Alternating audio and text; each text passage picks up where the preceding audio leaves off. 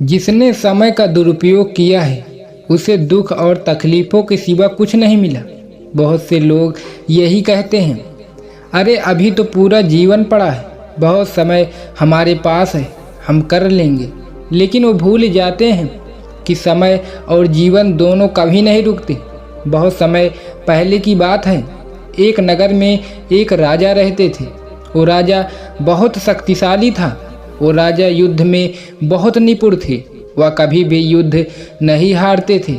आसपास के नगरों के सभी राजा उनसे डरते थे, पर उनका सम्मान भी करते थे, क्योंकि इस बात का डर लगा रहता था कि अगर राजा को किसी बात का बुरा लग जाए तो वह हमसे हमारा नगर छीन लेगा। वो राजा अपने सभी कार्यों को समय पर पूरा करता। उसके उठने से लेकर सोने तक की पूरी समय सारणी थी। वो किसी भी काम को बाद के लिए नहीं छोड़ता था। उसके सेवक भी इस बात का ध्यान रखते थे कि राजा का काम समय पर ही पूरा होना चाहिए। उस नगर की पूरी प्रजा राजा से बहुत प्रसन्न थी, क्योंकि राजा उनकी सभी समस्याएं निपटा देता था, कभी भी कल पर नहीं टालता था। उस राजा का प्रशासन बहुत ही अच्छे से चल रहा था, क्योंकि वो राजा अपने सभी कर्तव्यों को पूरी तरह ईमानदारी के साथ पालन कर रहा था। उस राजा का सबसे बड़ा हथियार समय था। वह कभी भी समय का दुरुपयोग नहीं करता था। उसको समय की कीमत अच्छे से पता थी, इसलिए वह अपने सभी कार्य को समय पर ही पूरे कर लेता था, जिससे उसको कभी तनाव नहीं होता था। उसे कभी भी किसी बात को लेकर चिंता नहीं होती थी कि मेरा यह कार्य रह गया है, मैं इसे कब करूँगा। वह तो अपनी सभी कार्यों को समय पर पूर्ण कर लिया करता था। उस राजा के पास सब कुछ था, धन दौलत, ऐशो आराम, सभी प्रकार की सुविधाएं, लेकिन कोई संतान नहीं थे। कभी कभी राजा को इस बात का दुख होता कि उसके पास संतान क्यों नहीं है। वो संतान पाने के लिए मंदिरों में जाता, भगवान के आगे माथा टेकता, खूब दान पुण्य करता और कहता, भगवान मुझे एक संतान दे दो, ताकि मैं भी उसे अपनी तरह बनाऊं, जो मेरे जाने के बाद इस नगर की रक्षा करे, मेरी तरह ही वो वीर बने। फिर राजा वापस अपने कार्यों में लग जाता। एक दिन राजा को अपनी सेविका से पता चलता है कि रानी गर्भवती। यह सुनकर राजा की खुशी का कोई ठिकाना नहीं था। उसने पूरे नगर में मिठाइयाँ बंटवाईं, खूब दान किया।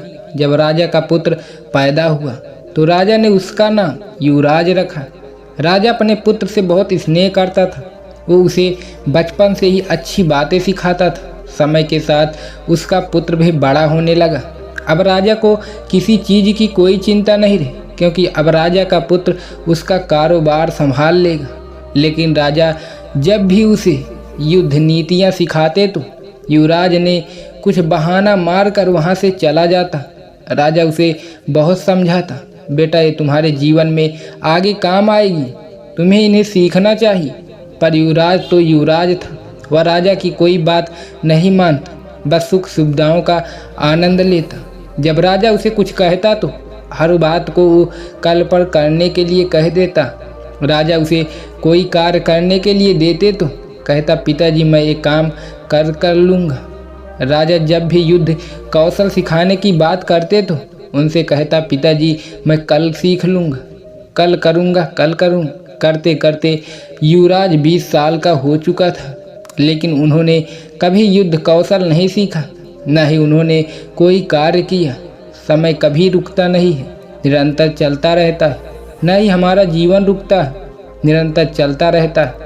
देखते ही देखते युवराज जवान हो गया और राजा बूढ़ा हो गया। तभी उसके नगर पर पड़ोसी राज्य के राजा ने आक्रमण कर दिया और युवराज के सामने समस्या आन पड़ी। अब उनसे युद्ध कैसे करेगा।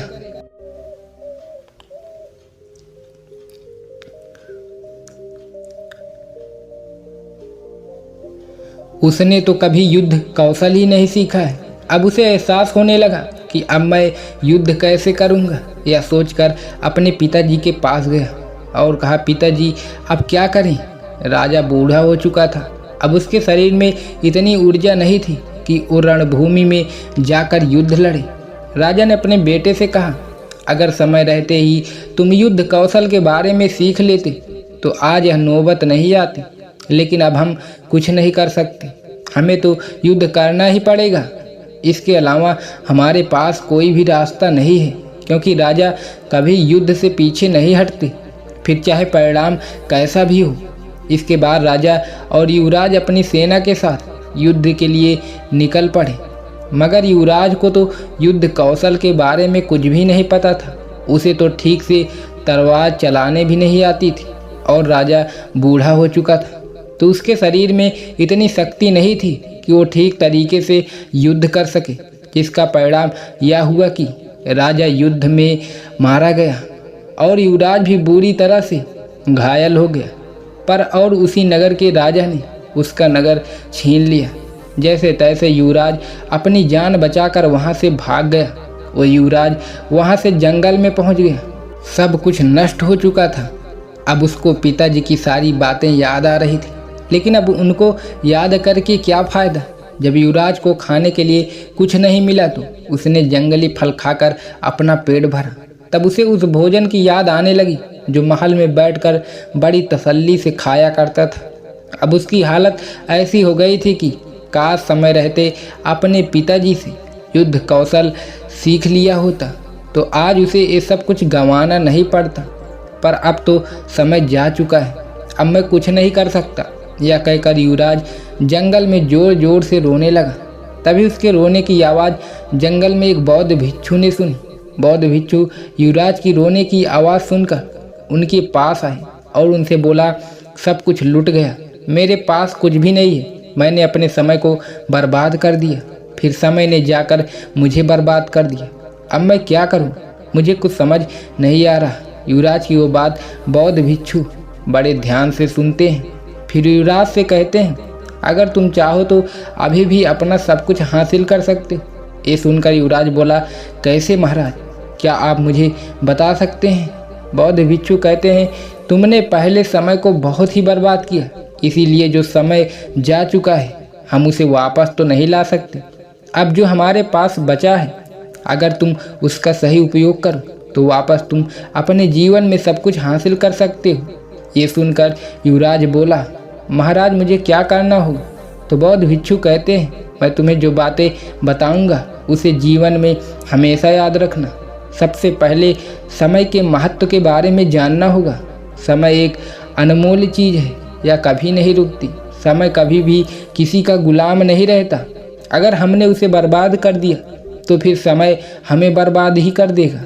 इसीलिए हमें सदैव समय का सही उपयोग करना चाहिए, और इसका सही उपयोग करने के लिए सबसे पहले हमें अपनी दिनचर्या का एक समय सारणी बनानी चाहिए। हम कब उठते हैं, कब खाते हैं, कब सोते हैं, कौन सा काम कब करते हैं, इन सभी चीज़ों का समय निर्धारित होना चाहिए, जिससे हम अपना कार्य समय पर पूरा कर सकें। लेकिन हम क्या करते हैं? हम अपना कोई भी समय निर्धारित नहीं करते। जब हमारी मर्जी है तो हम सो जाते हैं, जब हमारी मर्जी होती है तो हम उठ जाते हैं। कभी कभी तो हम इतना सोचते हैं कि हमारा आधा से ज़्यादा समय तो सोचने में निकल जाता है, फिर हम कुछ भी नहीं कर पाते।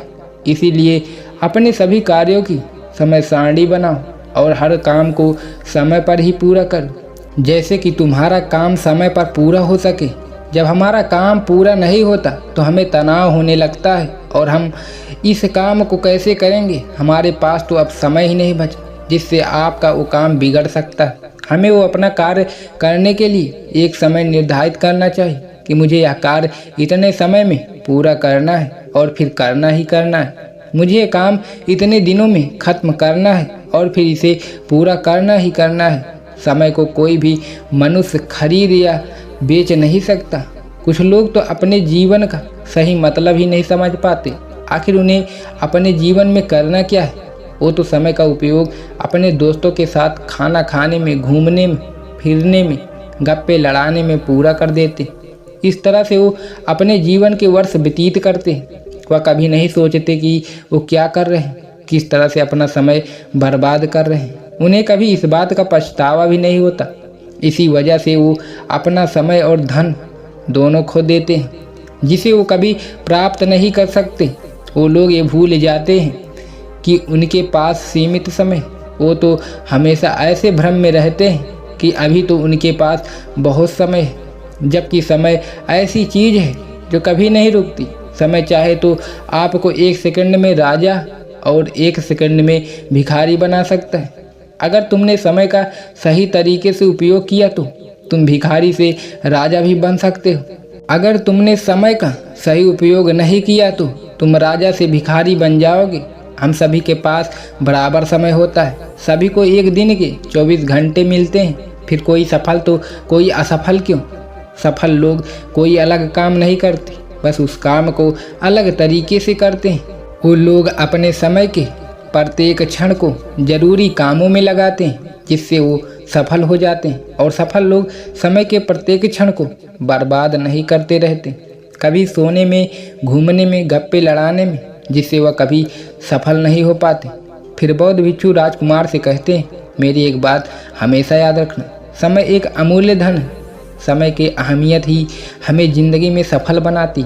अगर समय एक बार चला गया तो कभी लौट कर तुम्हारे पास नहीं आएगा। इस पूरी पृथ्वी पर समय से अधिक मूल्यवान कुछ भी नहीं, पैसा न ताकत, क्योंकि जब तुम्हारा समय साथ नहीं देगा तो तुम्हारा पैसा और तुम्हारी ताकत भी तुम्हारी किसी काम की नहीं है।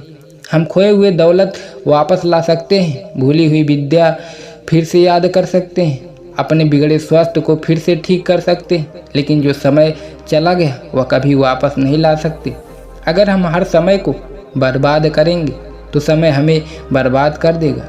इसलिए सदैव समय का सही तरीके से उपयोग करना चाहिए। बौद्ध भिक्षु की बातें सुनकर युवराज को अच्छे से समझ आ गई। फिर युवराज ने बौद्ध भिक्षु से कहा, महाराज, मैं कभी भी अपना समय बर्बाद नहीं करूँगा, सदैव उसका सही तरीके से उपयोग करूँगा।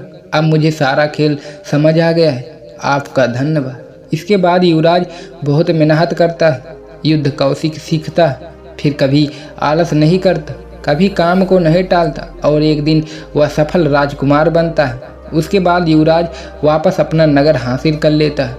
तो दोस्तों, इस वीडियो में बस इतना ही। मिलते हैं अगले वीडियो में। अपना ख्याल रखिएगा। धन्यवाद।